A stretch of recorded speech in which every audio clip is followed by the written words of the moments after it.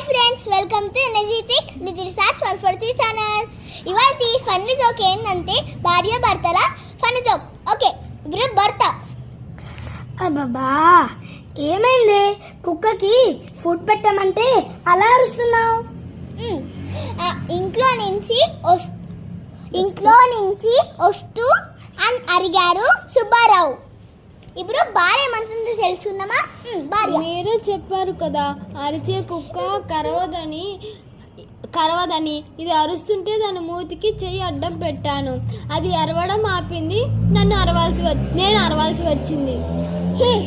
ఎలా ఉంది సారీ అని ఏడుస్తూ చెప్పింది సావిత్రి.